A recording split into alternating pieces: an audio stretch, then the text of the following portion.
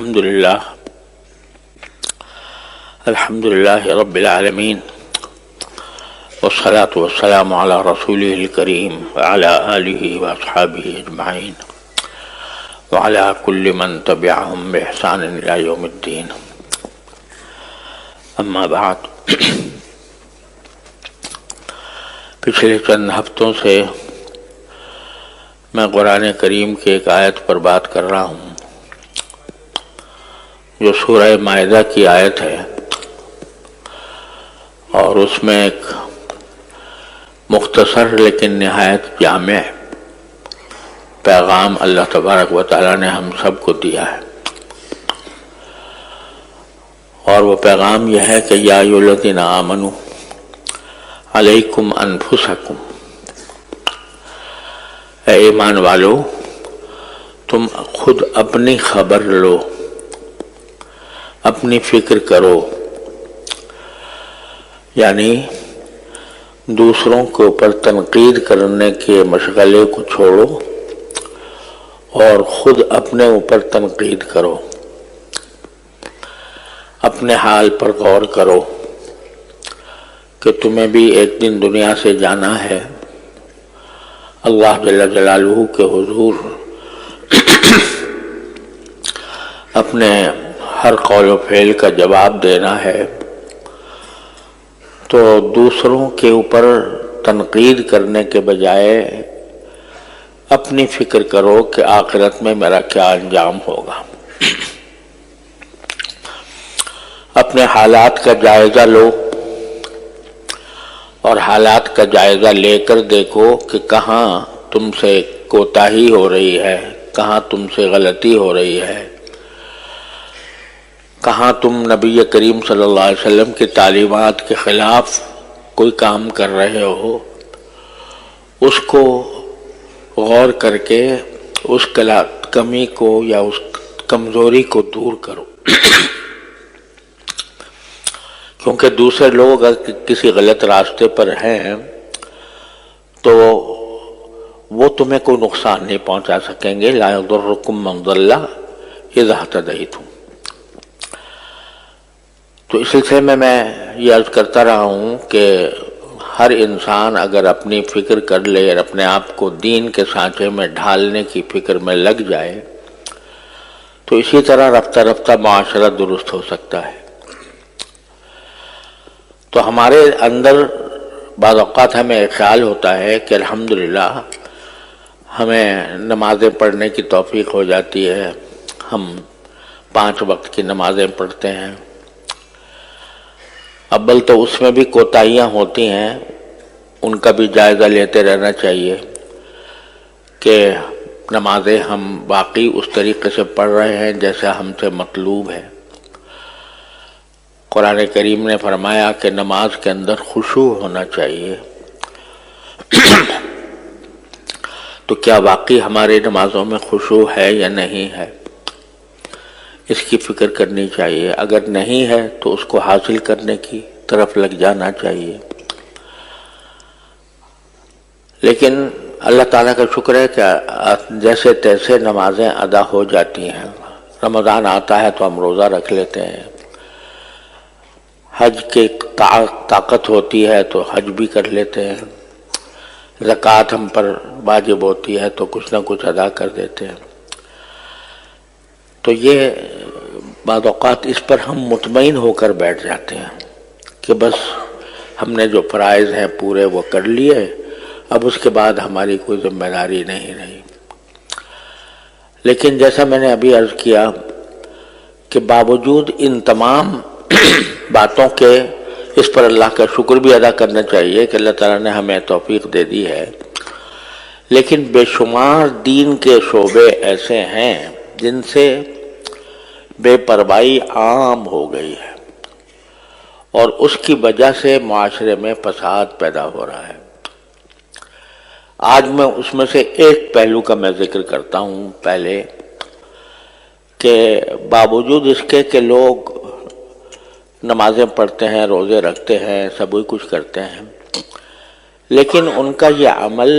صرف اپنی ذات کی حد تک محدود رہتا ہے۔ حالانکہ اللہ تبارک و تعالی نے جہاں ہم پر یہ ذمہ داری ڈالی ہے کہ تم اپنے آپ کو اللہ تعالیٰ کی رضا کے مطابق بناؤ، سنت کے مطابق زندگی گزارو، وہاں اللہ تبارک و تعالیٰ نے ہمیں اس بات کا بھی مکلف فرمایا ہے کہ اپنے گھر والوں کی بھی فکر کریں، اپنے بیوی بچوں کی، اپنے گھر کے افراد کی، اپنے اولاد کی فکر کر کے ان کی ایسی تربیت کریں کہ جس سے دینی ماحول گھر میں پیدا ہو۔ چنانچہ ایک دوسری آیت میں اللہ تبارک و تعالی نے صاف صاف فرمایا، یا ایھا الذین آمنوا قوا انفسکم واہلیکم نارا، اے ایمان والو تم اپنے آپ کو بھی جہنم کی آگ سے بچاؤ اور اپنے گھر والوں کو بھی جہنم کی آگ سے بچاؤ۔ کیا مانا کہ صرف تمہیں اپنی ذات کو بچا لینا کافی نہیں ہے، بلکہ اپنے گھر والوں کی ذمہ داری بھی تم پر عائد ہوتی ہے۔ تم اپنی فیملی کے سربراہ ہو، اپنے خاندان کے سربراہ ہو، تو تمہارا فرض ہے کہ اپنی بیوی کو، اپنے بچوں کو، اپنی اولاد کو، بلکہ اگر بہن بھائیوں کو بھی سیدھے راستے پر رکھنے کی کوشش کرو۔ اب آج کل یہ صورتحال بہت عام ہو گئی ہے کہ ایک انسان اپنی ذات میں بڑا پکا نمازی ہے، صف اول میں پہنچتا ہے اور تکبیر اولیٰ کے ساتھ نماز جماعت میں ادا کرتا ہے، لیکن اس کی اولاد کا حال یہ ہے کہ وہ بالکل الٹی سمت میں جا رہی ہے۔ وہ اس کو نہ نماز کا پتہ ہے، نہ روزے کا پتہ ہے، روزہ چلو شاید رکھ لیا نہیں رکھ لیا، لیکن نمازوں کی فکر نہیں، نماز کو باجماعت ادا کرنے کی فکر نہیں، اس کو دین کی بنیادی باتوں کا پتہ نہیں، اس کو قرآن کریم پڑھنا نہیں آتا، اس کو قرآن کریم کی تلاوت کی توفیق نہیں ہوتی، اور وہ دن رات دوسری طرف لگا ہوا ہے، لہو و لعب میں، کھیل کود میں، اور اس کو ایسی تعلیم گاہوں میں اس کی تربیت ہو رہی ہے جہاں دین کا کوئی نشان نہیں ہے۔ آج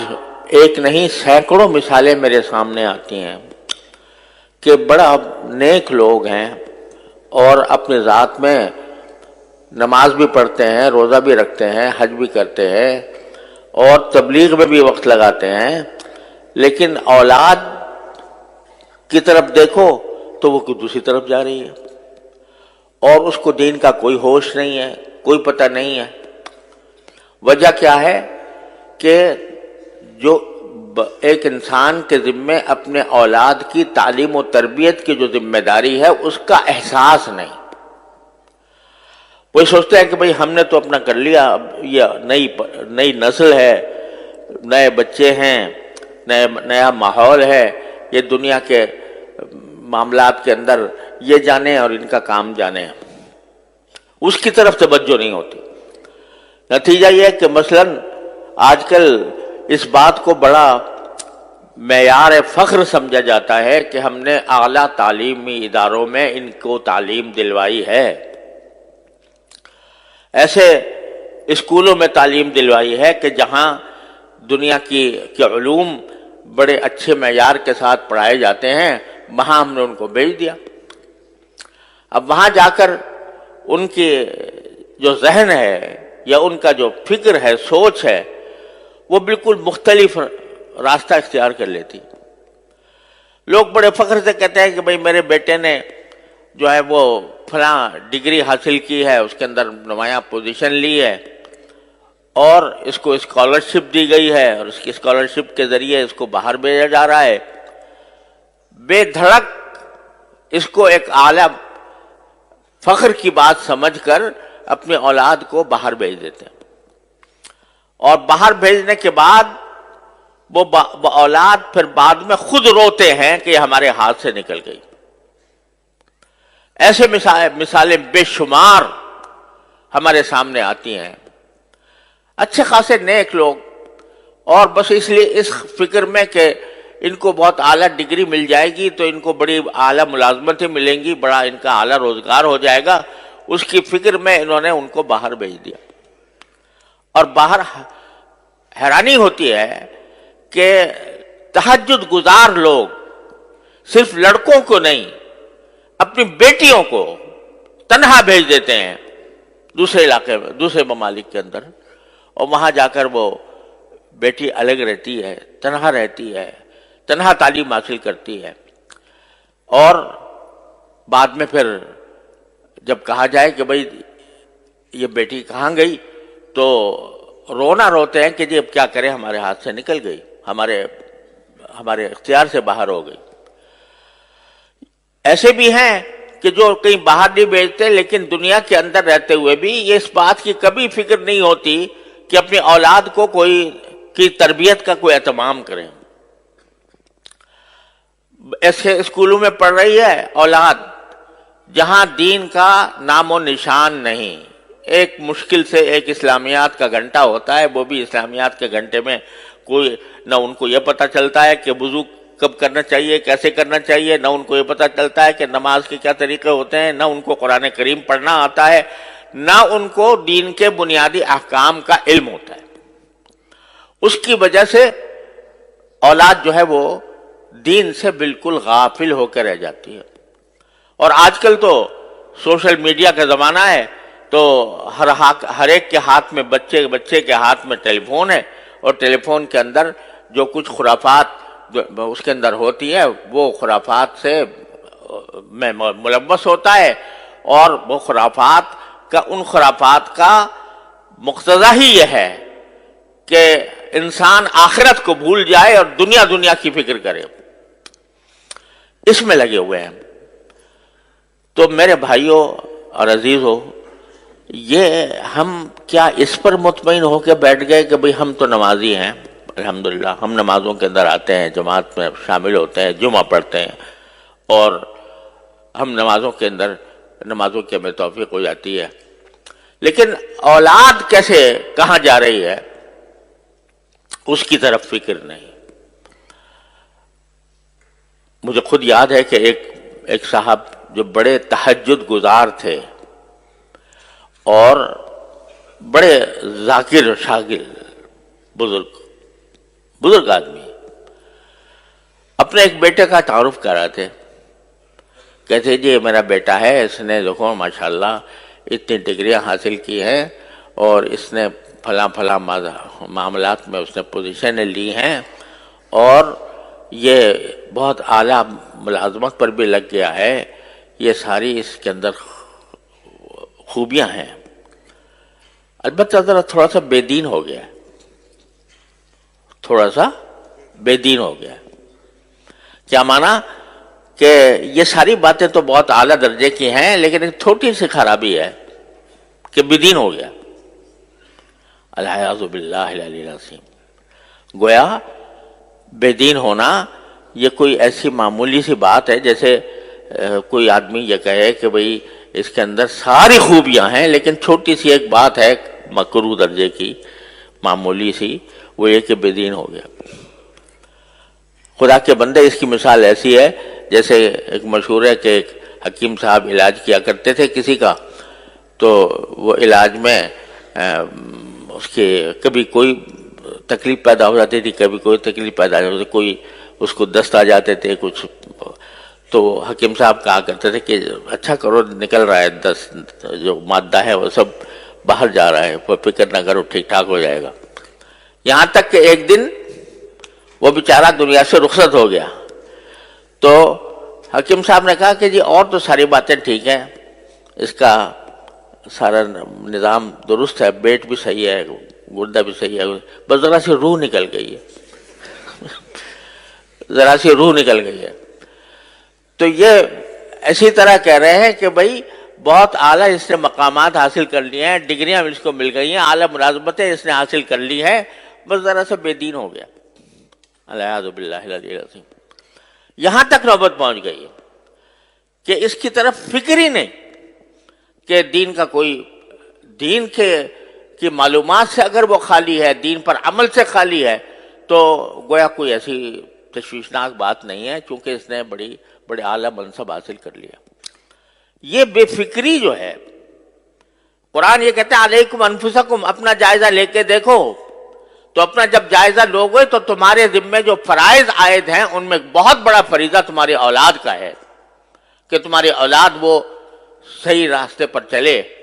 اور اگر وہ بے راہ ہوتی ہے، غلط راستے پر جاتی ہے، تو صرف یہ نہیں کہ اس کو پکڑا جائے گا، تمہاری بھی پکڑ ہوگی۔ بعض لوگ مثال یہ دیتے ہیں کہ بھئی کیا کریں، اولاد تو ہمارے قبضے میں ہے نہیں، حضرت نوح علیہ السلام کا بیٹا بھی کافر ہو گیا تھا، لہذا نوح علیہ السلام کا بیٹا اگر کافر ہو گیا تھا، اس کی ذمہ داری حضرت نوح علیہ السلام پر تو نہیں آتی۔ تو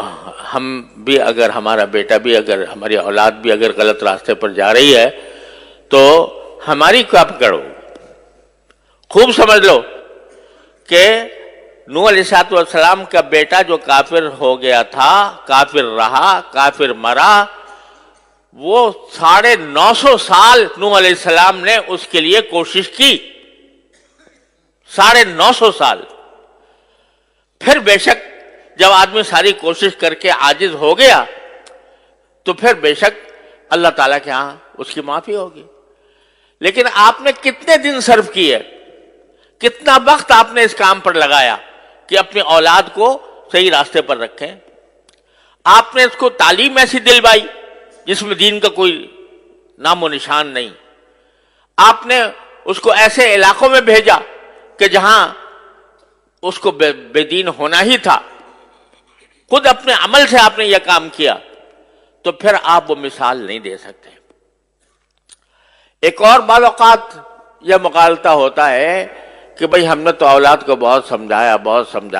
سمجھایا، لیکن کیا کریں، مانتی نہیں۔ تو قرآن نے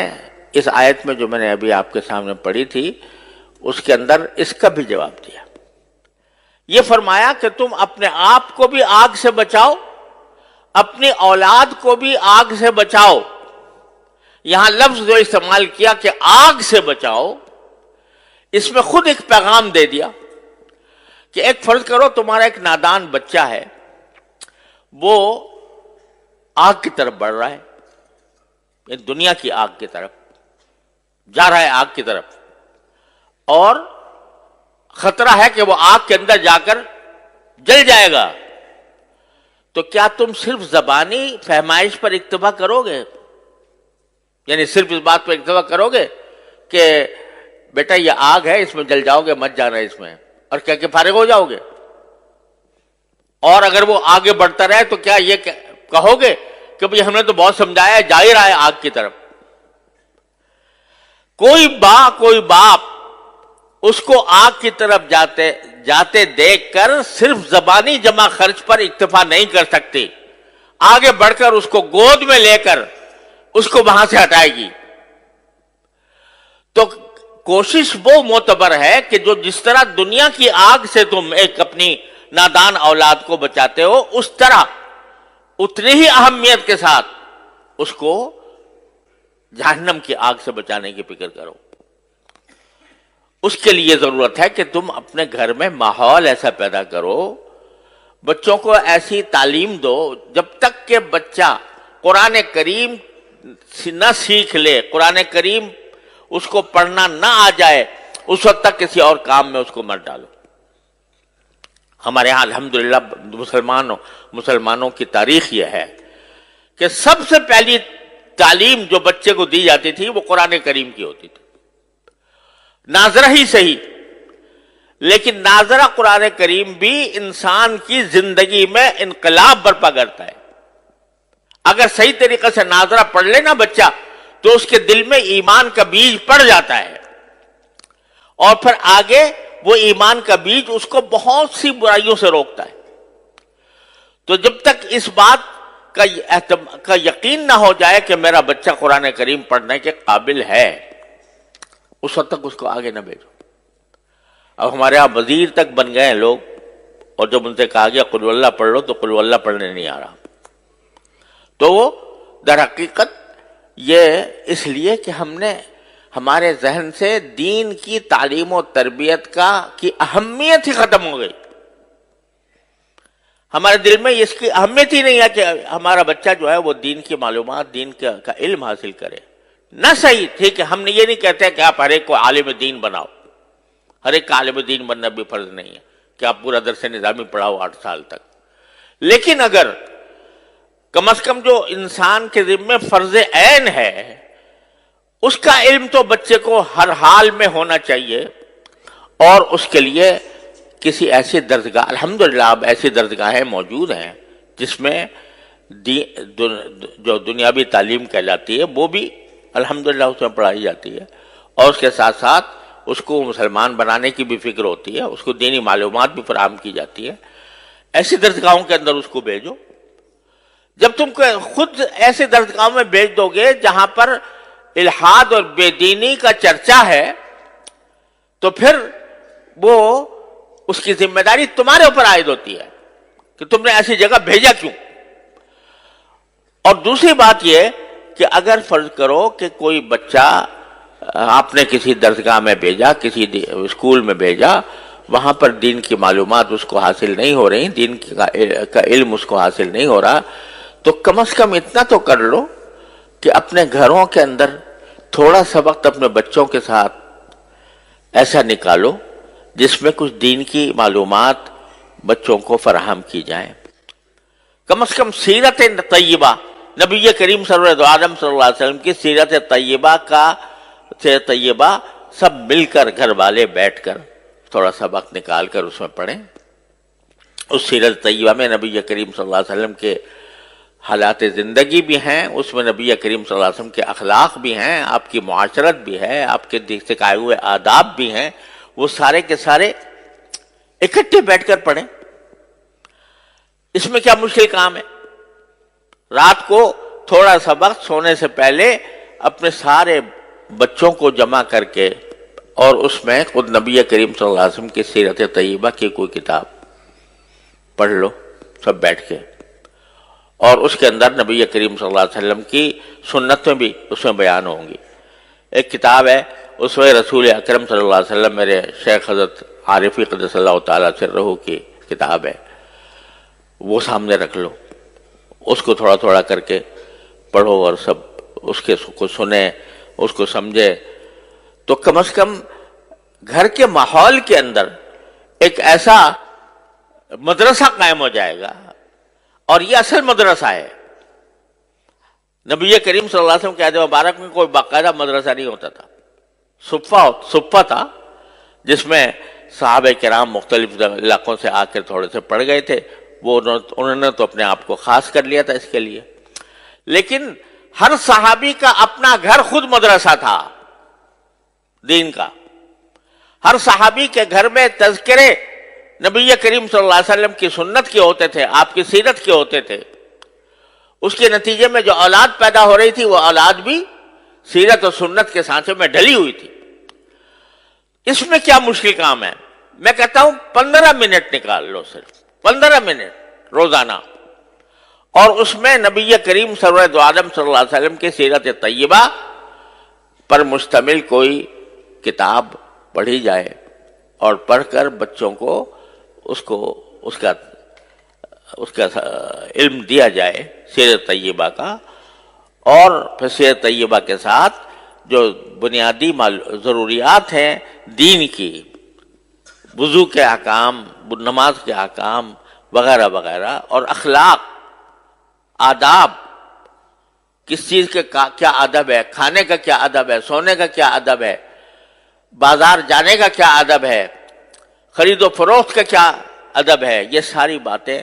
رفتہ رفتہ روزانہ کر کے اگر 15 منٹ بھی روزانہ ہر انسان، ہر مسلمان نکال لے اور اپنے اولاد کی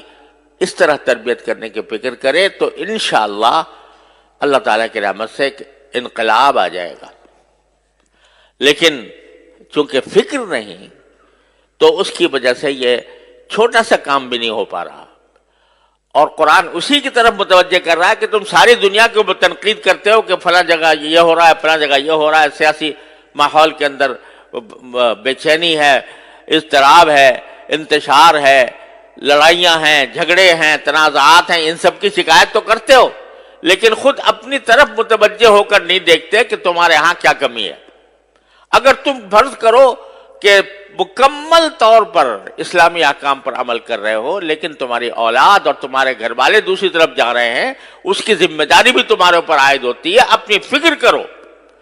اور اس کا ایک آسان راستہ میں آپ حضرات کی خدمت میں عرض کر رہا ہوں کہ 15 منٹ نکال لو روزانہ رات کو، اور اپنے گھر والوں کو جمع کر کے اس میں سیرت طیبہ اور احکام شریعت کی کتاب حضرت حکیم محمد مولانا تھانوی رحمۃ اللہ علیہ کی حیات المسلمین ہے مثلا، وہ پڑھ کے، بہت آسان کتاب ہے، آسانی کے ساتھ پڑھی جا سکتی ہے، وہ پڑھ کے سب کے سامنے پڑھی جائے تو انشاءاللہ اس سے ایک ماحول پیدا ہوگا اور اصلاح کی طرف ایک پیش قدمی ہوگی۔ اللہ تبارک و تعالیٰ اپنے فضل و کرم سے ہم سب کو اس کی توفیق عطا فرمائے۔ وآخر دعوانا الحمدللہ رب العالمین۔